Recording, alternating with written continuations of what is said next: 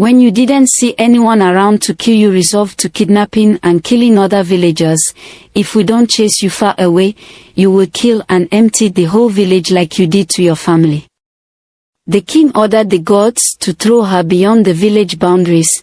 Dushima was driven away in shame from the community. She packed her little clothes and was traveling from one village to another. To every village she tries to settle and stay, they would drive her away. The news was that she has killed all her family members, and when she had no one to kill, she tried killing the whole community members. This made a lot of villages scared of allowing her stay in their land. Dushima became a wanderer, driven from one place to another. One night, while sleeping in an uncompleted building, a group of thugs, who have been monitoring her, launched an attack to take advantage of her. They got into the room she was sleeping. 5 hefty men wanted to do her. Dushima woke up. In a moment her whole life flashed before her eyes. Please, my uncles, don't do this to me, please. I have not even eaten since morning. I would just die if any of you try it. Please don't hurt me, I beg you, in the name of God. Please, sir. I'm still a virgin. I've not done it before. Vov, so you are still a virgin? The gang leader was so happy to hear that. If that is the case, I will be the first to enter. Boss, you calm down. No, not every time you the one enter first. Make I follow, chop this one first. The last girl Yah00 we run, no, you first chop before everybody. My friend, what is wrong with you? What is the meaning of that? I am the leader of this group and I decide what happens. The decision of who will have Dushima first led to a heated argument between the thugs as they had a serious altercation. Dushima, in her smart nature, used that as an avenue and quickly escaped. The thugs were caught up in their useless argument that they couldn't notice when she smartly ran away. She ran as fast as her legs could carry her. Just when she wanted to rest, she noticed the thugs running after her. She started running again. Unknowingly she ran into the road and she was hit down by a motor car. She lost consciousness and she sustained several wounds from the accident. The driver of the car, a middle-class TIV man, Mr. Ahayetsa, who was returning to Makodi, the capital city of the state, he was surprised at the manner at which the young lady ran into the road. He wondered what was chasing her. He came down from the car and saw that he has hit someone down and she was at the point of death. He immediately carried her into the car and drove to the nearby hospital. Glory to God, she was still alive. The doctor treated her, and she was a bit strong. The only question on Ahayetsa's mind was to know what was chasing her so much that she ran to the highway without noticing. Soon Dushima was okay. Please, young lady, I'm sorry for what happened. I understand that you were probably running from something. I'm really sorry for the pains I've caused you. Please tell me what happened, what was chasing you that serious? So I should be the one apologizing for putting you through this unnecessary stress. It was actually my fault. The thing is, on that fateful day, a gang of 5 thugs wanted to have access to my body while I was sleeping. As God will have it, I escaped. That was why I was running that hard, so they won't catch up with me, because they seriously running after me. I guess they went back when they noticed a vehicle had knocked me down. Wait, how did they get into your house, or were you just walking on the street then they started chasing you? Sir, actually I was sleeping in an uncompleted building when they came. Why uncompleted building? What happened to your house? Sir, I don't have a house nor family. I've lost all my close family members, and my community chased me away simply because I reported one of the chiefs that wanted to take advantage of he kidnapped me after turning him down and wanted to have me by force. I reported to the community, but he used money and his position to influence and turn the judgment against me. That's how I found myself homeless. But I trust God I will be fine. He has been taking good care of me. Wait, Dushima, you mean you are homeless? So how do you feed? How do you survive in this hard economy? At day 3 Dushima was strong and the doctor discharged her. Please Dushima, if you don't mind, can you come with me? It's risky out there sleeping in open places. Beside, you are a lady. Guys will keep coming after you at night. Please follow me to Makodi if you don't mind. Sir, you have shown me care and have proven that you are a good man. I really appreciate, but I wouldn't want to be a burden to anyone. Don't worry. Just come with me. Okay, sir. I'm so grateful. Mr. Ajemba took Dushima along with him to Makodi. He stays around Wadata in Makodi town. Mr. Ajemba was a married man with a kid, a lecturer with one of the university in town. On the day he arrived with Dushima, he had to explain to his wife everything and try to let her understand why Dushima needs help. You mean you went to the village to bring a second wife, then you tried to cook up these stories for me? You were supposed to come back 3 days ago. Where were you for 3 good days? You claim you were in the hospital. Here, Mr. Good Samaritan, if you want to marry another wife, just tell me and I will respectfully pack out of the house, because I can't live in this house with another woman. This was a hard one for Mr. Ajemba, but he was determined to help Dushima. I have brought her to Makodi already. I can't send her back to Goko. Where is she going to stay? And I can't throw her in the streets of Makodi. Makodi is more dangerous than Goko. Well, I would just have to rent a single room for her and get her doing something. The next day Mr. Ajemba got a single room, bought some basic household items for Dushima. She was really happy. Finally, I have a place to put my head. Finally, I can sleep under a safe roof. Thank you so much, sir. You don't know how grateful I am. May God bless you. Dushima, sit down, let's talk. So tell me, how was your education like? You speak very well. Have you been to school before? Yes, sir. I went to school. I got to SS3, wrote my O-level exams, and I got 7 credits including mathematics and English. I couldn't register immediately due to money factor. I waited like 3 years before registering for the examination. Within the 3 years I learned tailoring but couldn't complete still because of money factor. Vov, that's a good one. God will help us to see what we can do. But for now I will talk to my female church member who is a tailor, so you will be following her to the shop to help her with 1 or 2 things. Okay, sir, I really appreciate it. My God will bless you, sir. By Monday, Dushima started her tailoring work with Madam Anamdo. She was so impressed with her tailoring prowess. After about 3 months, Mr. Ajemba suggested to Dushima to register for JAM so she could get to the university. I'm really optimistic about it, sir. I can't wait to get back to school. I'm so happy. Thank you so much, sir. In 2 weeks' time JAM forms were out and Dushima registered. She started preparing with all her strength. She had to stop going to the tailoring shop just to focus on preparing for her JAM. I can't lose this 1 in million opportunity to finally get to the university. I can't wait to attend my first lecture. How beautiful will it look writing a university exam? I have been out of my books for almost 7 years now. Will I be able to read and score high enough to get me medicine and surgery in the university? Nothing beats hard work. I am determined to do this, and with God I know I can achieve it. Dushima read day and night. On the day of her exams, she prayed, stepped out and was set for her exams. She got to the exams venue. In the exams hall she focused and wrote her exams very well, and in 3 weeks' time JAM results were out. She was so full of anxiety. God help me. I don't want to fail. I trust you won't fail me. Mr. Ajemba checked the result. Behold, Dushima scored 327. She only needed 270 to gain admission into medicine and surgery. Mr. Ajemba was so happy but decided to prank Dushima. He went to her house. He acted angry and disappointed. Dushima, you are a bunch of disappointment. You mean with all the preparation you couldn't score up to 200? You even stopped going to the shop just to prepare for these exams. Is this how you want to become a medical doctor? Yet you can't pass simple JAM. You make me waste my hard-earned money. Sir, I'm really sorry. I swear I did my best. Maybe God doesn't want me to start now. Please be patient with me, sir. I'm sorry. Take your stupid result. Dushima collected her result only to see her score to be 327. She screamed in joy. Ajemba started laughing and congratulating her.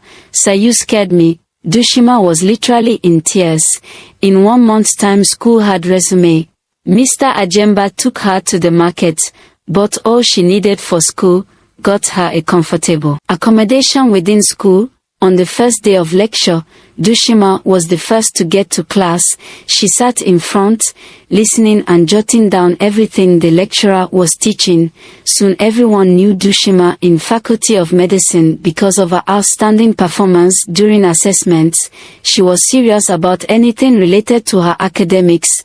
First semester results were out and she did excellently well in all her courses. Back to Mr. Ajemba's family. "Young man, Mr. Good Samaritan, I heard you have an NGO where you train girls in the university. You register JAM for girls and train them in the university, not just any course. Some are studying medicine and surgery, so you have money to train girls, but you can't give me 500,000 naira to buy Brazilian hair. Look at the kind of car I am driving. You can't change it for me, but you are training a girl in the university. This house will not contain us if you don't give me the 500,000 naira I asked for. The whole world will hear us this night." Mr. Ajemba kept receiving threats and insults from his wife because of the poor orphan he decided to help. She constantly accuses him of having an affair with Dushima. "There's no way you will tell me that you are not sleeping with that girl, man. You people are devils. You are cheating on me. After all we have been through together, you still have the mind to cheat on me. Honey, listen, I'm just helping that poor orphan. Trust me, it's okay. By the time you are done helping her, I will be in my father's house. It hasn't gotten to that baby. Enough, just do your thing." Dushima continued excelling in her academics, winning several awards on national competitions. Everything was going well, not until she got to year 4. On a fateful evening, she received a distress call from the Benue State University Teaching Hospital. "Hello, is this Miss Dushima? Please come to the teaching hospital immediately. Come to the emergency unit. God, who knows me in this whole wide world? I don't even have friends to start with. Who could that be?" I immediately left school heading to the hospital. On getting to the hospital, I asked my way out to the emergency unit. The cloth on the person laying on the bed looks familiar, but I don't want to believe it's Mr. Ajemba. I wanted to start shouting, but I held myself, my legs shaking as I move as though they are not touching the ground. Reaching the emergency unit, there lies Mr. Ajemba. He wasn't breathing. I moved closer and touched him. He was static. His skin felt cold. He had blood stain and wounds all over him. "Nurse, what happened to him? Please tell me." "Hello doctor, please check him fast. He is still alive. Someone do something. He's not dead." I cried my whole life because my life is gone. Where will I start from? How did it happen? Mr. Ajemba doesn't drive on speed, so how did the accident happen? He follows all the traffic rules like his life depends on it, so how was he caught up in an accident? I kept questioning the nurses. Soon the wife came and she couldn't control herself too. It was really a sad one for all of us. "My life has ended. Sir, you should have waited a bit to see me become a medical doctor first. You should have stayed and see your little girl turning into a medical doctor first. Now where do I go from here? Where do I start from? How will someone drink and drive on a highway? Now a drunk and reckless driver has taken the most important person in my life away. I'm so pained that a kind-hearted man like Ajemba didn't reap the fruit of his labor. I will miss you so much, sir." He was deposited at the mortuary, and in 3 months' time we traveled home for his burial. I stood at his tombside bidding him farewell. We came back to school. Things never remained the same after his death. I literally struggled to get anything, no matter how cheap it is. I went back to the tailoring shop and borrowed a sewing machine so as to make small money to at least feed myself. I had to combine my school with tailoring. It wasn't easy. First semester resumed, and for the first time my grades reduced. I cried for help from my classmates who are basically students like me, but most of them had nothing just like me. Things became so hard for me. On a cool evening my landlord knocked on my door. Madam, have you forgotten that your rent expired 2 months ago? I have given you enough time. Someone has paid for this room already. Please, you have to move out by weekend. The new tenant is packing in on Monday. Thank you. I didn't know what to say to the landlord because I've been begging him for the past 2 months. I cried day and night. Death, why have you chosen to do this to me? You always steal beautiful and important people from my life whenever I need them the most. I met my coursemate and explained my ordeal to her. I begged to allow me stay with her for some time, which she accepted. I was a bit relieved. We started staying together for about a month. I was preparing for my national exams. It's 2 weeks to the deadline for registration, yet I don't have hope of money from anywhere. God, is this how my medical journey will end? Who will I run to now? In my teary mode, my roommate came in. Dushima, I don't know, but seems you will have to relocate somewhere else, because you are not even contributing anything. The only thing you do is to read and cry. Listen, Dushima, if you are not ready to join me in doing hookup, henceforth you will stop using my things in this house. I can't sell my body and use the money to feed a grown-up girl like you. After all, we have the same body. There's this Yahoo boy I want to introduce you to. He will just spend a night with you and pay you 1 million. It's either you accept or pack your things and leave my house. I can't be using my body to make money and feed you. After this sudden news from my roommate, I fell more into depression. She was so serious. She collected the key she gave to me and asked me to pack all my things out in the evening. I started arranging my items, although I didn't know my next destination, but I was just optimistic that God would come through for me. I walked up to her. Jane, I so much appreciate what you have done for me. Thank you for all the sacrifice. Feeding and housing me for more than a month. May God bless you. I'm really grateful. With that, I moved out with my little items. I went to a corner, kept my items, and was seriously thinking about how cruel life is to me. I'm hopelessly hopeless. How safe am I out here? After 4 years of suffering in school, is this how I'm going to end up? I don't even have food to eat, not to talk about a house to stay. What about my national professional exams registration? Oh God, help me. I thought about everything my roommate told me. Just a night, I will be given 1 million naira. It's just a decision, just once, and I'll have enough money to rent my house, buy food and pay my registration money. This is a very hard decision to take. How can I lose my virginity to a random guy just because of money? God, you know this is not my will, and I know it's not your will for me either, but this whole thing is pushing me really hard. I went back the next day evening to meet my roommate Jane. I think I will give it a try, but promise me it will be just once. I will be paid the 1 million naira. Babe, calm down. This guy has enough money. He can even give you more. Just treat him well. But I've not done it before. How do I do it? Don't worry. Everything will be fine. Jane called him in the evening and he came with a very beautiful and classic car. Hello BT, my name is Pablo Fons. My name is Dushima. Nice meeting you. Can we go? He took me to a very fancy hotel. All along my heart was beating so fast. He started touching me, and at the moment he did it I felt a hot sensation in my tummy like fire. It was so painful, but he convinced me that it was my first time. That was why it felt so painful. I got home. Jane wasn't at home. She probably slept over at her boyfriend's place. I woke up in the morning to notice red stains on my sheets. What could be the problem? I've seen my monthly visitor. Why all these stains? I washed my body hoping it stops, but it continued. Jane came back. I complained to her, but she overlooked me, telling me it's first time symptoms. But this continued for 1 full week, and the stain kept increasing. At a point it stopped, until one day it started heavily while I went to the market to buy something. It was so embarrassing. Everyone was just looking at me. I had to visit the hospital before it get out of hand. Series of tests were conducted, but none could tell what was actually wrong with me. Medically I was okay, but the stains keep coming. In 1 month's time, I had spent 500,000 out of the 1 million naira he gave me on medication. He ran away from town, including Jane, the one that introduced me to Pablo Fons. That the only thing I knew about him. Soon my underneath started decaying. By the second month I had spent the whole 1 million naira on treating a sickness that was not traceable. The money I paid with myself, the house I could rent, the national examination I could register. Here I am fighting for my life.